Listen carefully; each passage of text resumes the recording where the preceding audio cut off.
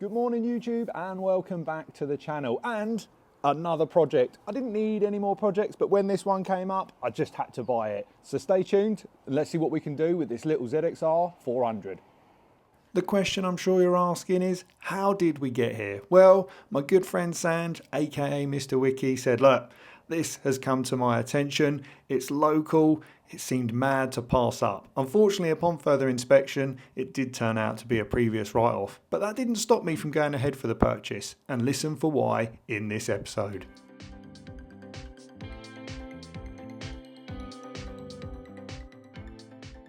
It was finally time to go and view the bike and potentially collect it if everything checked out. Johnny, the previous owner, had unfortunately fallen on bad times and this had been sat 4 years in his little shed without any love, and unfortunately he also hadn't got round to doing his bike licence, so this didn't make it a priority to get the bike roadworthy. But this did mean there was a good opportunity for Stone Automotive to step in and save the old girl and bring her back to life. Well, it still rolls. Or gives a push Spence. Sorry, back. She ain't moved in a while. It's becoming a reoccurring theme on this channel of getting old bikes that have been abandoned down tight alleys. Thankfully though, Johnny had cleared the space previously so we didn't have to contend with tons of brambles. But as you can see, it certainly wasn't spacious down there. But pleased to report, we managed to get the old bike out. Spencer kindly gave me a hand getting the bike picked up with a trusty race van. For those that have seen in other episodes, this old girl has done us proud. Ready? Let's go, boys. Oh, mate. Made that look easy.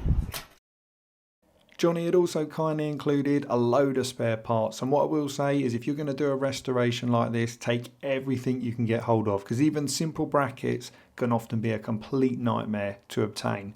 So we got the old girl loaded up, got her back home. It was time to get her into the workshop and see exactly what I'd purchased this weekend in the damp, cold, wet British weather.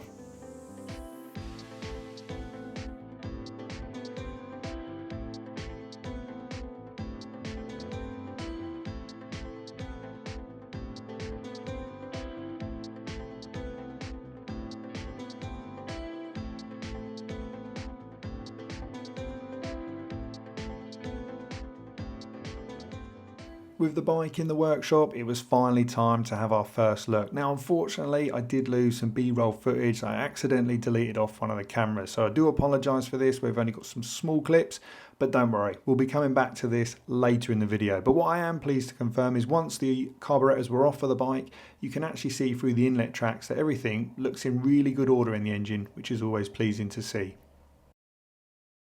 As we mentioned, the bike had been abandoned since 2016. The good news was Johnny advised that back then, just before he laid it up, the carbs had been sent away to be properly refurbished. Now, fuel, as we've discovered in the past, in these series does go off and it can cause a lot of damage, especially to carburetors. But the good news is when I took the bowls off, this actually looked in really good order. So with the powers of some brake cleaner, I managed to remove 90% of it, and I was confident, especially for the test purposes to make sure the engine actually worked, this was going to be a suitable job for us to fire the old girl up for the first time in many years.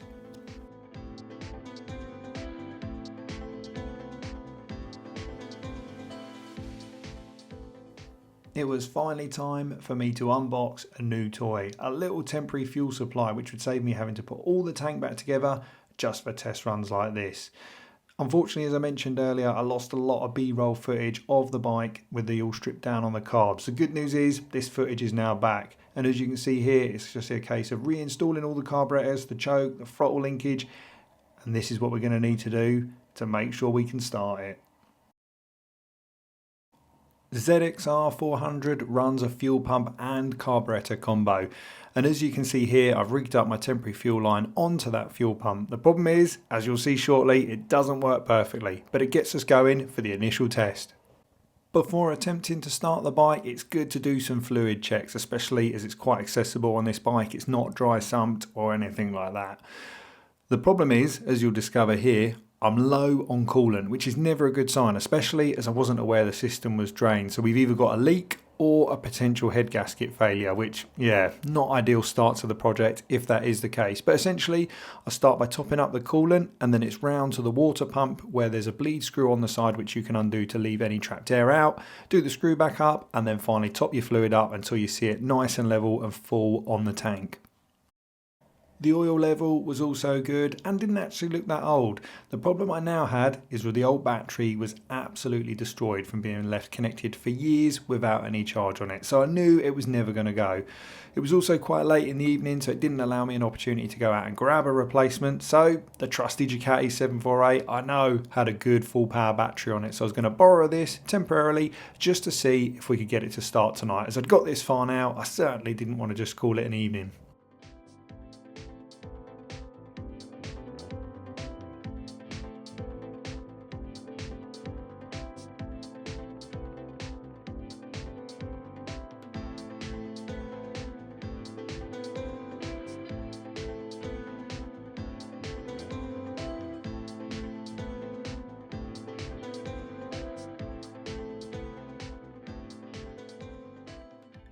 With the jump leads connected to the battery, the first job was to check that I could actually get oil pressure before adding any fuel.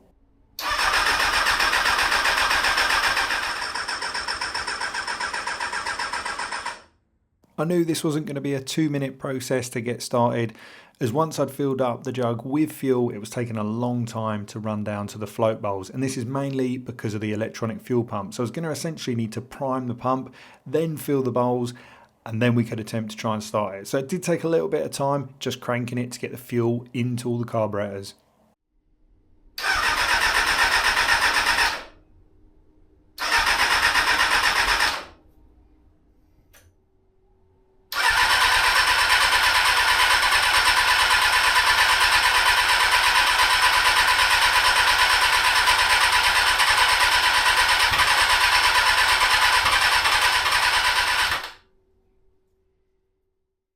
I made the decision to lower the fuel pot.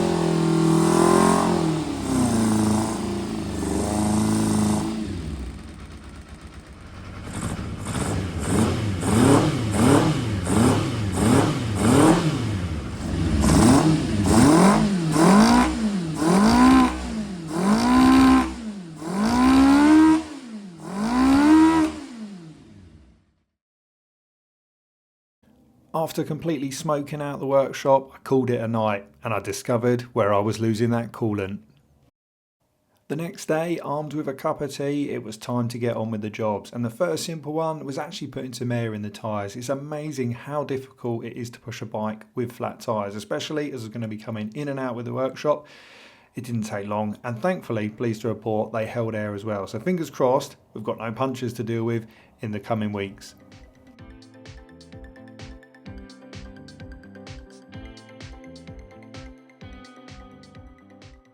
The next step, and one of my favourites, is giving the bike a good deep clean. After years of being laid up, cobwebs, oil, grime, it just wasn't looking particularly happy. And I've got a range of products that I use, and I'm not saying this is the best solution, but this has definitely worked for me over the years. And one of my favourites is the Auto Gleam engine bay degreaser, because it doesn't seem to be too aggressive on plastics and rubbers, but it does a fantastic job of building heavy greased up items such as the crankcases, and even like here around the calipers and the forks. It really does a wonderful job without being too extreme.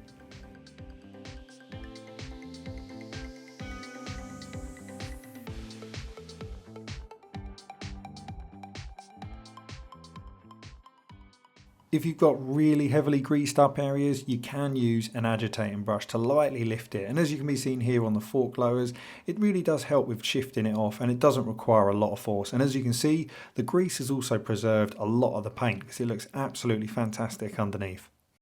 I've got various brushes to use when cleaning bikes, and like here you can see this one is ideal for getting to those gaps in the wheels.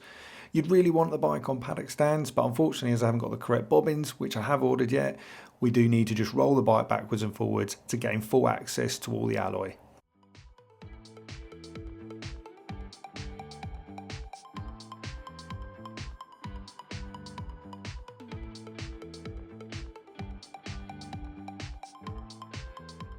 The next product I'm a big fan of is Bilberry Wheel Cleaner. I've been using it for absolutely years, and there may be stuff now that's out on the market that's better than it.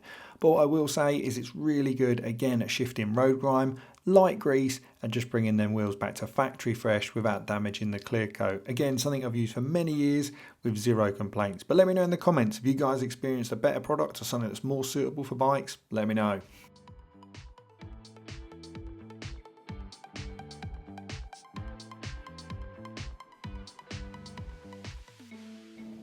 The final product I use for these barn finds to get the last bits of grit and grime off that you can't access with a brush is the Built Hamber Snow Foam. Again, something I've been using for a long time, but I've started using the new touchless this year, and I've got to be honest, it does a fantastic job of just stripping stuff down and removing any dust that's been left behind, especially like I mentioned where you can't get to with a brush.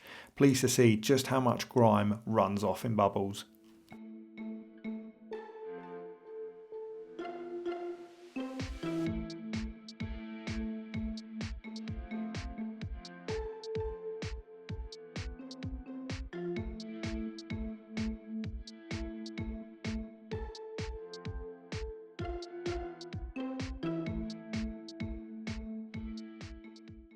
After leaving the snow foam for around 10 minutes to work its wonders, it's then simply a case of pressure washing all the old snow foam off and that grime away. As you saw in an earlier clip, I had plugged the fuel line, and you do need to be a little bit careful with a pressure washer, because if you go too crazy and you get water in places it shouldn't be, you could cause yourself a whole load of headache. But the good news is I think it's really transformed this bike and given it that lift it needs.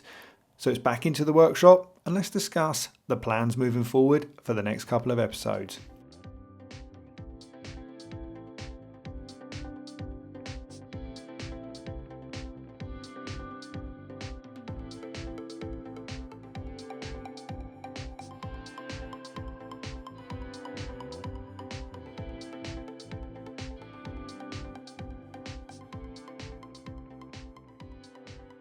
So I hope you all enjoyed the introduction to Project ZXR400. Obviously a lot of work ahead of us, but I think as probably as you've seen, we've got some potential with this bike, and I'm looking forward to seeing how it looks at the end. Any good workshop will always have a notepad of to-do lists. So the next big step is going to be an engine health check. So we're going to take all the airbox back off, we're going to take the spark plugs out, I'm going to run a compression test, and quite a rare one, probably many of you haven't seen, is something called a leak down test, because with that coolant leak, I'm just a bit worried that it might be more than just the radiator. It's dumped all its fluid out of the radiator. So the radiator is shot, there is no doubt. I've seen a company in the Czech Republic that does a pattern one, probably going to go with something like that.